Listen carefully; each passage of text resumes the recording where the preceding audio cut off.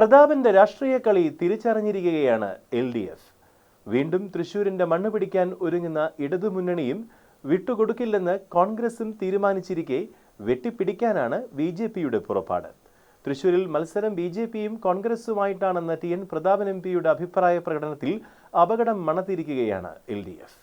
പ്രതാപന്റെ പ്രസ്താവനയെ വെട്ടി ഇടതുപക്ഷത്തു നിന്ന് CPI നേതാവ് മന്ത്രി K. രാജൻ കളത്തിലിറങ്ങിക്കഴിഞ്ഞു. പ്രതാപന്റെ പ്രസ്താവന BJPയെ സഹായിക്കാനാണെന്നാണ് മന്ത്രി K. രാജന്റെ ആരോപണം. LDF അപ്രസക്തമാണെന്ന തരത്തിൽ പ്രചരണം നടത്താനുള്ള ആയുധം പ്രതാപൻ നൽകുകയായിരുന്നുവെന്നും രാജൻ പറയുന്നു. അതേസമയം BJPയെ സംബന്ധിച്ച് പ്രസ്താവന രാഷ്ട്രീയ നേട്ടമായി.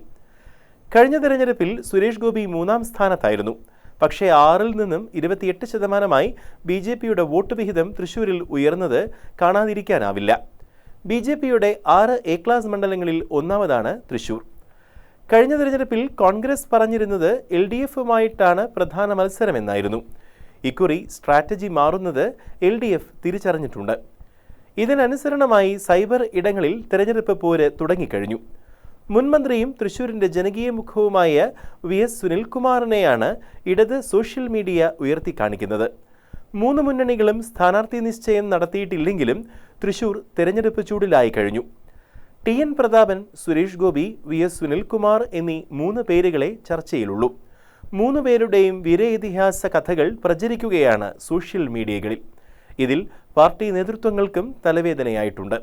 ഈ ചർച്ചകളെല്ലാം കാടുകയറി പാർട്ടിക്ക് തന്നെ തിരിഞ്ഞുകൊത്തുമോ എന്ന ആശങ്കയും ഇല്ലാതില്ല.